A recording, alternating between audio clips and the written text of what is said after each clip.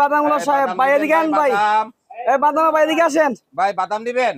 বাদাম তো নিবো ভাই, দেখি তো নিলাম হলে। ও ভাই আমার কাছে আছে ভাই গরম গরম বাদাম। আমি তো নিতেছিলাম ভাই, খোলা বাদাম নিতেছিলাম ভাই, আপনার তো প্যাকেট করা ভাই। আচ্ছা প্যাকেট করা ভাই, এটার একটা কারণ আছে। কি কারণ ভাই এটা? আমি আগে সবসময় খোলা বাদাম বিক্রি করতাম। আচ্ছা এখন খোলা বাদাম বিক্রি করলে পজিটিভলি কিছু কারণ আছে, নেগেটিভলিও কিছু কারণ আছে। আগে ভাই পজিটিভটা বলি। হ্যাঁ বলেন বলেন, একটু শুনি অবশ্যই। পজিটিভটা হলো এই বাদামটা যখন খোলা থাকবে, জি ধরেন আমি 2 কেজি বাদাম বানাইলাম, ভাজলাম, জি 1 কেজি বিক্রি হইলো, হ্যাঁ আর হ্যাঁ 1 কেজি থাকলো। কালকের দিনের জন্য যখন ওই বাদামটা থাকবে, তখন বাদামটা তেনায় যায়, আচ্ছা মানে আচ্ছা নরম আচ্ছা হয়ে যায়। আচ্ছা আচ্ছা কালকের লোকজন ওইটা খাইতে চায় না, সবাই চায় আচ্ছা টাটকা টাটকা বাদাম, আচ্ছা আচ্ছা গরম গরম নতুন ভাজা বাদাম। তো এই জন্যই এই প্যাকেট সিস্টেমটা করছি, যাতে আজকে যা বিক্রি হবে যদি এটা 2 দিনও থাকে, আমার বাদামটা টাটকা থাকবে, আচ্ছা আচ্ছা ভিতরে ধুলা বালি ময়লা কিছু পড়বে না। আবার দেখা যায় যে আমার এখান থেকে যদি পড়েও যায়, কারণবশত বাদাম ছড়াবে না, এই প্যাকেট গুলো আস্তে আস্তে থাকবে। এটা হলো ও পজিটিভ। আচ্ছা আচ্ছা আর ভাই নেগেটিভ জিনিসটা হলো, জি আমাদের সমাজে আমরা অনেকেই আছি অনিচ্ছাকৃত ভাবে হ্যাঁ হ্যাঁ মনের অজান্তেই কিছু কিছু পাপ করি, ছোট ছোট পাপ, এগুলো একদম হারাম, পাপ, অন্যায়, ইসলামিক ভাই দৃষ্টিকোণ থেকে অন্যায় এটা।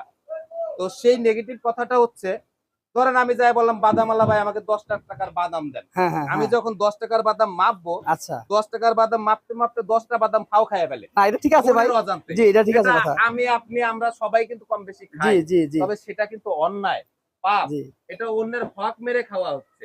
কারণ এই বাদামালা ভাই, আমি যখন 2 কেজি বাদাম ভাজবো, আমি জি লাভের আশায় এই বাদাম বিক্রি করে আমার সংসার চলে, অবশ্যই এই অবশ্যই বাদাম অবশ্যই বিক্রি করে আমার পেটের আহার জোগাড় করি। 2 কেজি বাদাম বিক্রি করতে গেলে আমার 250 গ্রাম বাদাম ফাও খাই ফেলে, আমার লাভের পরিমাণ ভাই কমে যায়। তো আচ্ছা এই জন্যই এই পজিটিভ নেগেটিভ চিন্তা ভাবনা কইরা আমি পরিকল্পনা করছি, এই বাদাম ছোলা বুট যাই হোক না কেন সবকিছু প্যাকেট করব। ওজন সঠিক ওজন পাবে, ন্যায্য মূল্যে পাবে, কেউ একটা কমও পাবে না, কেউ ফ্রিও খাইতে পারবে না। না কথা ঠিক আছে, আপনার সবই ঠিক আছে, কিন্তু আসলে ভাই এটা আসলে এইভাবে হলে মানে মসমস হয় না, কিন্তু আপনার কথা সবই ঠিক আছে। তো এই জন্য আপনি এই পদ্ধতি করছেন না? হ্যাঁ এই পদ্ধতি করছি। আর আজকে আমি বাদাম ভাই বিক্রি করতেছি, এই বাদাম বিক্রি করে আপনাদের মাধ্যমে এই ভিডিওটা আমি পোস্ট করতেছি অনলাইনে, এটা সচেতনতা করার জন্য। আমাদের সমাজে অনেক শিক্ষিত মানুষ আমরা আছি, যারা এই ধরনের ছোটখাটো ভুল করি, ছোটখাটো পাপ করি, যেটা থেকে আমরা বিরত থাকবো আজকের থেকে।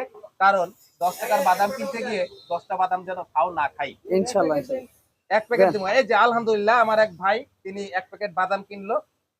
ভাই এই যে আপনি বাদাম 10 টাকার কিনলেন, ভাই একটু আমার কাস্টমারকে একটু বলি, এই যে 10 টাকার বাদাম কিনলেন, তো আপনি মন্তব্য কি, কেমন লাগতেছে যে এই 10 টাকার বাদাম কিনে? ভালো লাগলো, আমার কাছে পেট করে দেখলাম, এর লেগে ভালো লাগলো, এর লেগে নিলাম। ও প্যাকেট করা দেখছেন বিদায় নিছেন। আচ্ছা বন্ধুরা, এইভাবে প্যাকেট করা থাকলে আসলে আমরা সবাই একটু পজিটিভলি ভাবি, সবাই এখন থেকে এই প্যাকেট করান বিক্রি করব। আরেকটা জিনিস আমি সচেতনতা বাণী বলে দিচ্ছি, আমাদের সমাজে বিভিন্ন জায়গায় বিভিন্ন সময় মেলা হয়, বিশেষ করে ওয়াজ মাহফিলে কিংবা পূজা মণ্ডপের পাশে মেলা। এই মেলার ওখানে বিভিন্ন রকম ভাজা পোড়ার জিনিস বিক্রি করে, বিভিন্ন আচার তৈরি করে, কিংবা খাজা কিংবা সমোসা, পেঁয়াজু, সিঙ্গারা এগুলো ভাজে। রাস্তার পাশে দোকানগুলো, প্রতিটা দোকান খোলা পরিবেশে থাকে। রাস্তার যে ধুলা, সেই ধুলা কিন্তু সেই খাবারের উপরে গিয়ে পড়ে। সেই খাবার খেলে আমাদের সন্তানরা কিংবা আমরা সাথে সাথে কিন্তু ডায়রিয়া জনিত বিভিন্ন রোগে রোগাক্রান্ত হই। আমাদের ফুসফুস নষ্ট হয়ে যায়, আমাদের কিডনি জনিত কারণ কিংবা আমাদের হার্টের সমস্যা হতে পারে, আমরা বিভিন্ন রোগে জর্জরিত হয়ে যাব। এই জন্য আমরা সবসময় চাইবো যে কোনো খাবার এই ধরনের প্যাকেটজাত করে আমরা বাজারে বিক্রি করি। সবাই ভালো থাকবেন, সবার সুস্বাস্থ্য ও দীর্ঘায়ু কামনা করছি। ধন্যবাদ, ভালো থাকবেন।